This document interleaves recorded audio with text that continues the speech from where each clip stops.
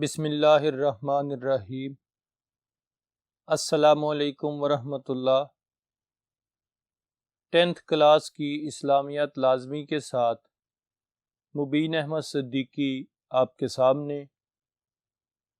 آج سے ہم 10th کلاس کی اسلامیات لازمی پڑھنے جا رہے ہیں، جس کا ہم پہلا حصہ القرآن الکریم سے سٹارٹ کریں گے۔ آج ہمارا اس کا پہلا لیکچر ہے اور سورۃ الاحزاب 10th کلاس کی پہلی سورت ہے جو ہم پڑھتے ہیں۔ آئیے بورڈ پر چلتے ہیں۔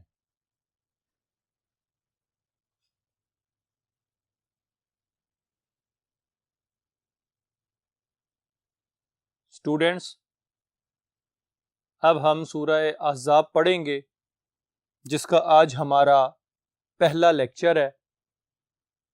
سورۃ الاحزاب جو ہے یہ قرآن پاک کا 33واں سورت مبارکہ ہے،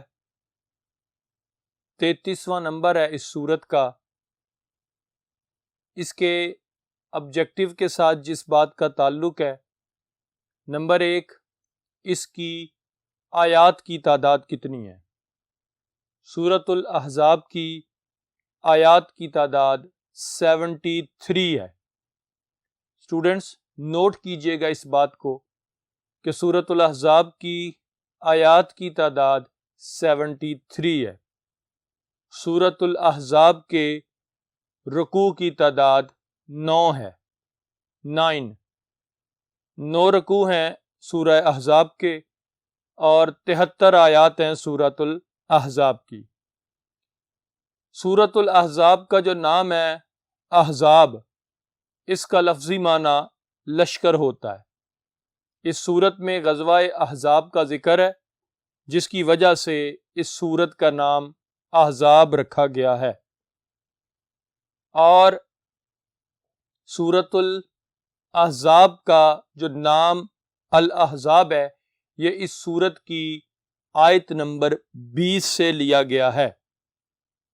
آیت نمبر 20 سے اس سورت کا نام لیا گیا، اور یہ بات ذہن میں رکھنے والی ہے کہ یہ سورت، اس کے شان نزول اور اس کے واقعات کو دیکھ کر یہ بات پتہ چلتی ہے کہ یہ سورت مدینۃ المنورہ میں نازل ہوئی ہے۔ یہ مدنی سورت ہے، اور اگر سیاق و سباق اور حالات کو دیکھا جائے تو یہ سورت 5 ہجری میں نازل ہوئی ہے۔ ہجرت مدینہ کے 5ویں سال میں نازل ہوئی، جب حضور علیہ السلام مکہ سے مدینۃ المنورہ ہجرت کر کے پہنچے تو 5ویں سال یہ سورت نازل ہوئی۔ اس سورت کے اندر مختلف مضامین کو بیان کیا گیا ہے، مختلف موضوعات اس سورت کے اندر بیان ہوئے۔ سب سے پہلے تو جس بات کا ذکر کیا گیا وہ یہ ہے کہ اس سورت میں اس علاقے میں موجود غلط رسومات کو ختم کر دیا گیا، جو عرب کے اندر غلط رسومات جاری تھیں انہیں ختم کیا گیا۔ اس سورت کے اندر غزوہ احزاب کا تذکرہ بھی ملتا ہے۔ اس سورت کے اندر حضور صلی اللہ تعالی علیہ وآلہ وسلم کے مقام اور مرتبے کا بھی ذکر موجود ہے، اور نبی کریم علیہ الصلوۃ والسلام کی شانوں اور عظمتوں سے یہ سورت بھری پڑی ہے۔ آئیے اسٹوڈنٹس اب اس سورت مبارکہ کا آغاز کرتے ہیں۔ اعوذ باللہ من الشیطان الرجیم، بسم اللہ الرحمن الرحیم۔ یا ایہا النبی اتق اللہ ولا تطع الکافرین والمنافقین ان اللہ کان علیما حکیما۔ پہلی آیہ مبارکہ ہے اس سورت مبارکہ کی۔ دیکھیے گا اللہ کریم نے ارشاد فرمایا، اللہ کے نام سے شروع جو بڑا مہربان نہایت رحم والا ہے۔ یا ایھا النبی اتق اللہ، اے محبوب نبی کریم صلی اللہ تعالی علیہ وآلہ وسلم اللہ سے ڈرتے رہیں، پہلے کی طرح۔ جس طرح پہلے آپ خوف خدا رکھتے ہیں، اسی طرح ڈرتے رہیں۔ وَلَا تُطِعِ الْكَافِرِينَ وَالْمُنَافِقِينَ، اور کافروں اور منافقوں کا کہا نہ مانے۔ ان اللہ کان علیمًا حکیما، بے شک اللہ تعالی علم والا اور حکمت والا ہے۔ یہ پہلی آیہ مبارکہ ہے اسٹوڈنٹ، اس کے اندر 3 باتوں کا حکم دیا گیا نبی کریم صلی اللہ تعالی علیہ وآلہ وسلم۔ پہلی بات جس کا حکم دیا گیا کہ اتق اللہ، حسب سابق اللہ سے ڈرتے رہیں۔ ہوتا یہ ہے کہ نبی کریم صلی اللہ تعالی علیہ وآلہ وسلم بے پناہ رحمت کے بے پناہ تاجدار ہیں، بے پناہ رحمت کے تاجدار ہیں، اور اللہ تعالیٰ نے حضور علیہ السلام کو رحمت للعالمین بنایا۔ اس شفقت اور عظمتوں کا یہ پیکر، ان رحمتوں کا یہ پیکر، اور بے مثل اور بے مثال رب کا محبوب جو ہے، جب بھی کوئی ان کے پاس آتا، حضور صلی اللہ تعالی علیہ وآلہ وسلم ان کے ساتھ کمال شفقت محبت کا برتاؤ کرتے۔ لوگ آ کر بیٹھتے، نبی کریم علیہ الصلوۃ والسلام کی رحمتوں اور برکتوں سے فیض حاصل کرتے۔ اگر غیر مسلم بھی میرے آقا کریم کے پاس آتے، کفار آتے، منافقین آتے، نبی کریم علیہ الصلوۃ والسلام کی رحمتیں ان کے لیے بھی بے مثال ہوتی۔ اب ان کی رحمتوں کی وجہ سے انہیں غلط فہمی ہو گئی۔ انہیں غلط فہمی یہ ہوئی کہ ہم جو بھی بات حضور صلی اللہ علیہ وسلم کی بارگاہ میں عرض کریں گے، حضور علیہ السلام اسے مان لیں گے، تسلیم کر لیں گے۔ اس وجہ سے ایک گروہ میرے آقا کریم کے بارگاہ میں آتا ہے۔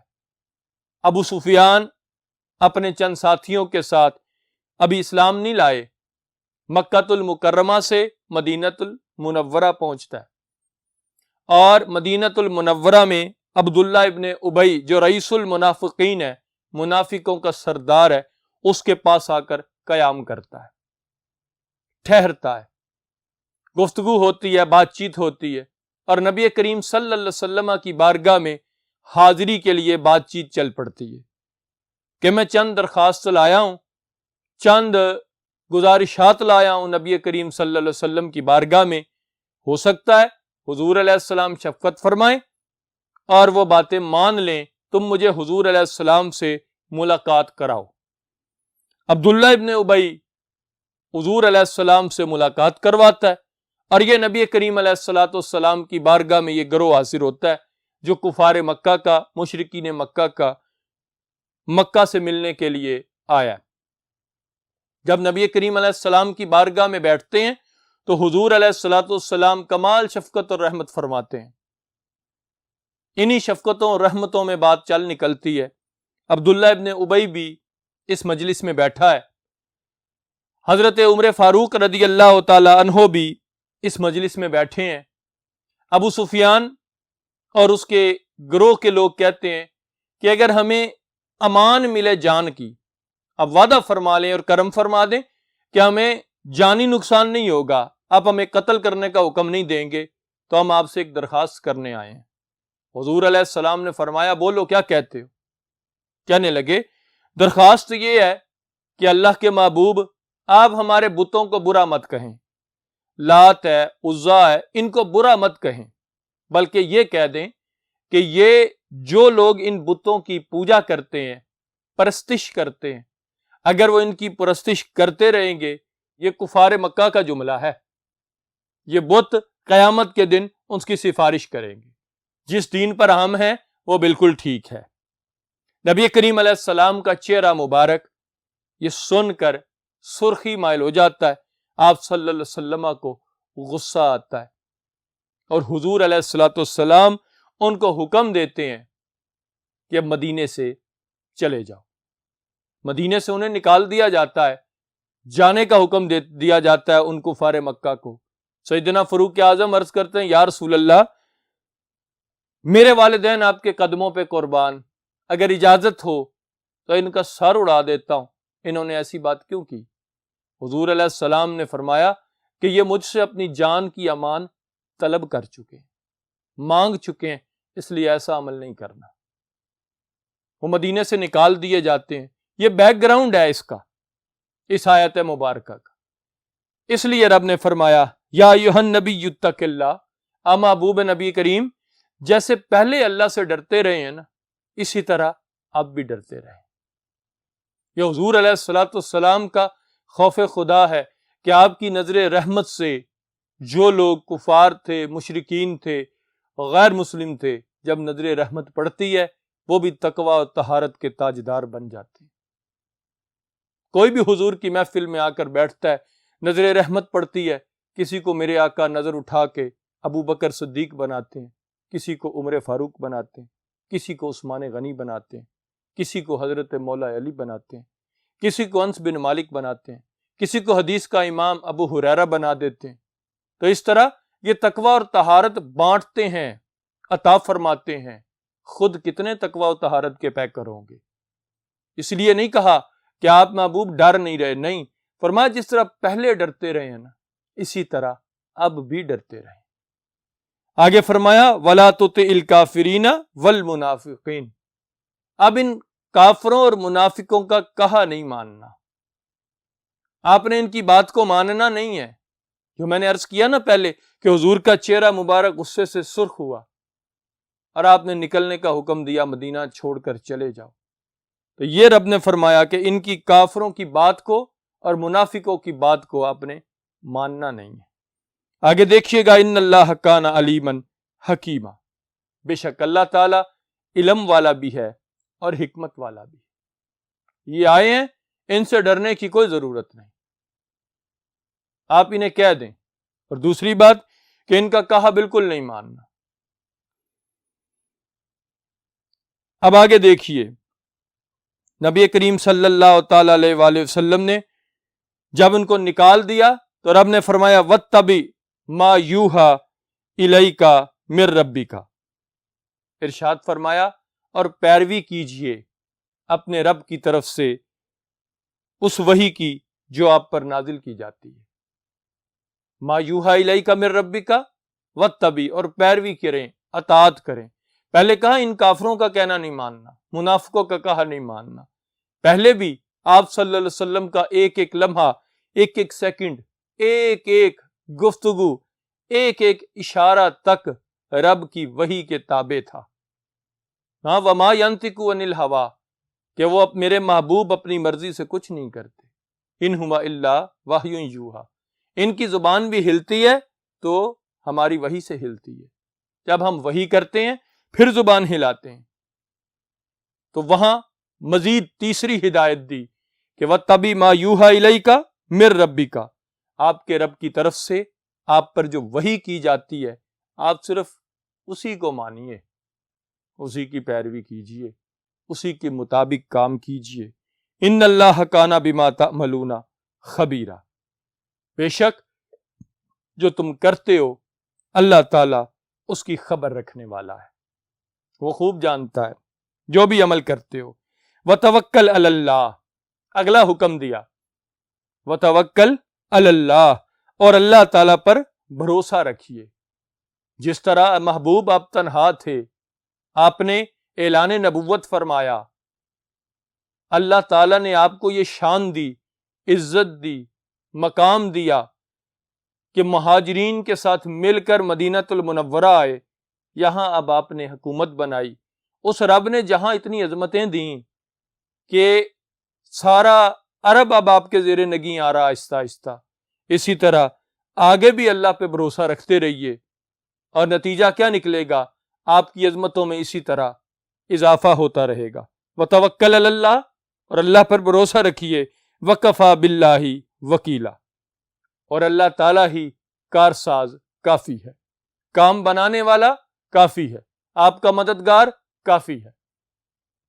نیکسٹ آیت دیکھیے گا، اللہ کریم نے ارشاد فرمایا ما جعل اللہ لرجل من قلبین فی جوفہ، اللہ تعالیٰ نے کسی انسان کے جسم میں، اس کے بدن میں دو دل نہیں بنائے، اس کے پہلو میں، کسی بھی انسان کے پہلو میں دو دل اللہ تعالیٰ نے نہیں بنائے۔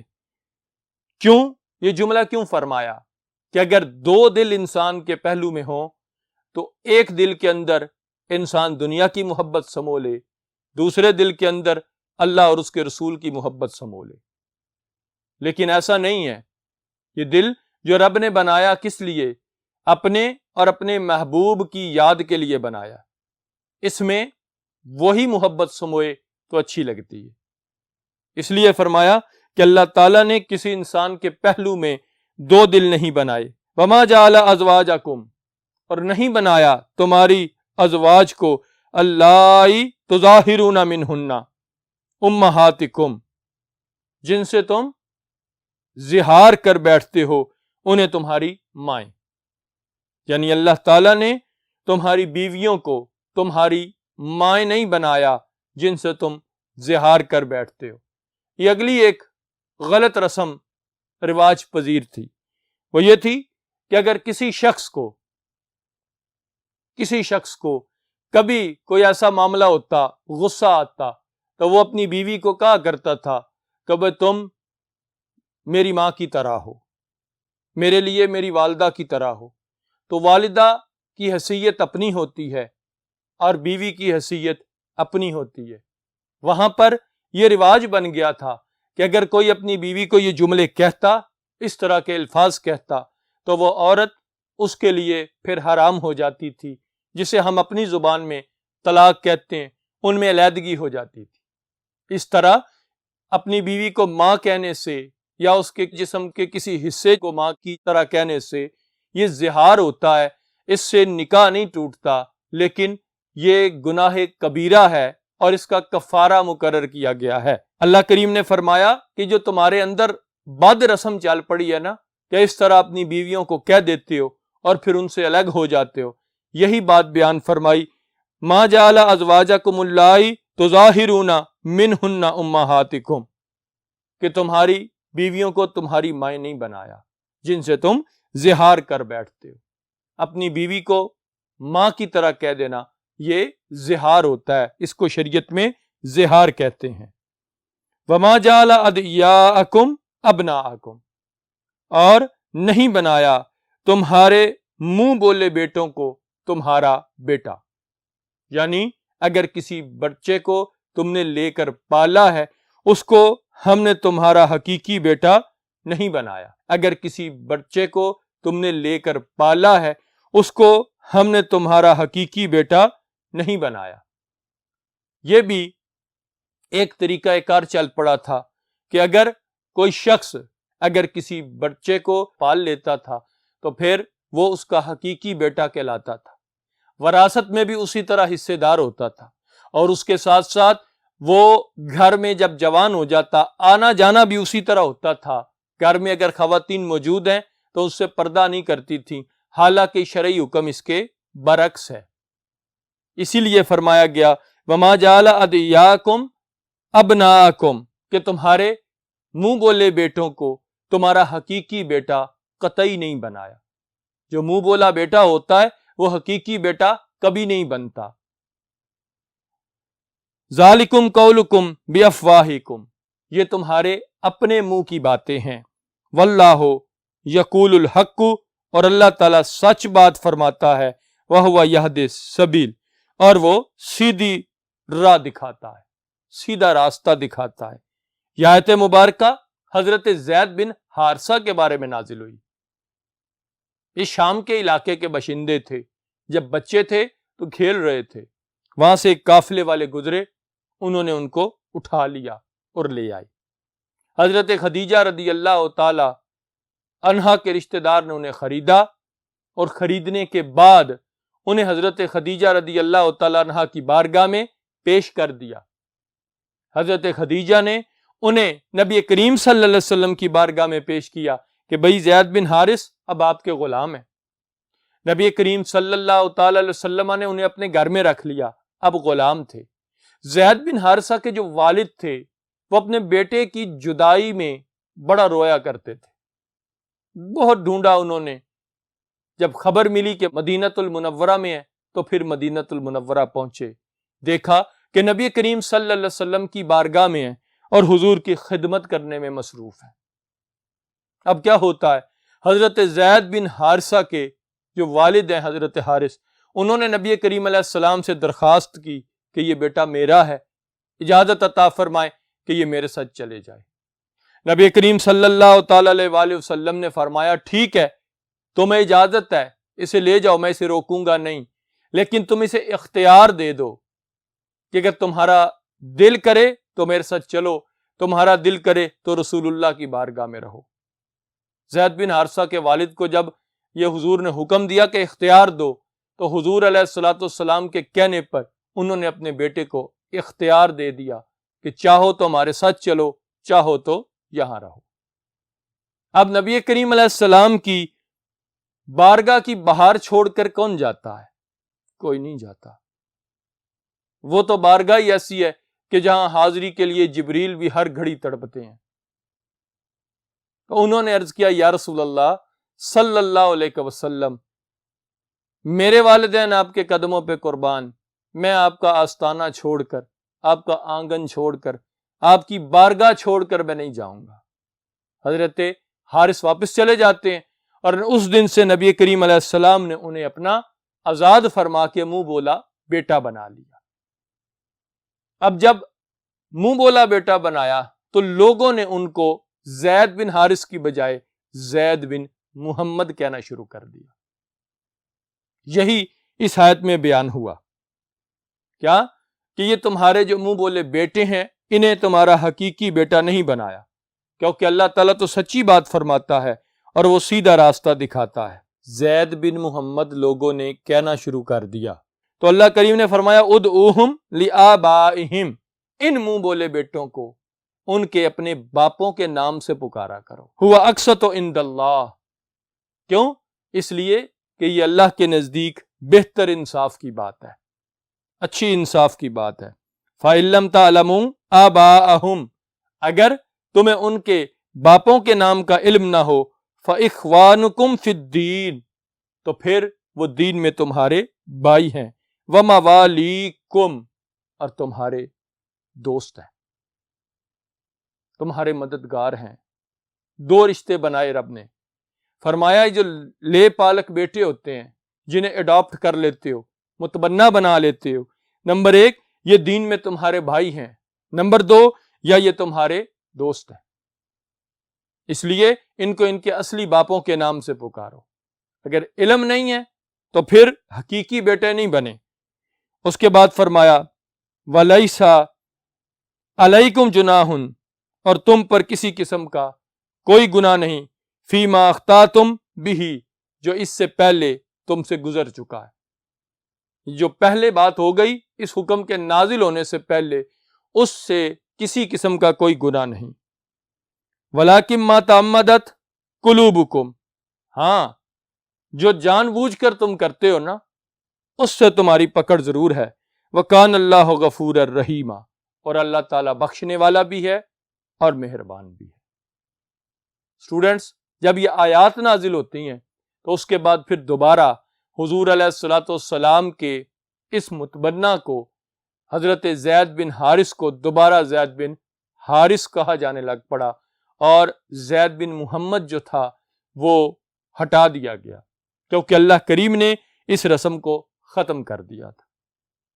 اسٹوڈنٹس، آج کے لیے اتنا ہی۔ ہم نے دیکھا کہ نبی کریم علیہ السلام کو اللہ تعالیٰ نے کیا ہدایات دی، ہر آیت کا شان نزول کے حوالے سے تعارف بھی آپ کو دے دیا اور ترجمہ بھی ہو گیا۔ نیکسٹ لیکچر میں اگلی آیات کے ساتھ پھر حاضر ہوں گے، تب تک کے لیے اللہ حافظ۔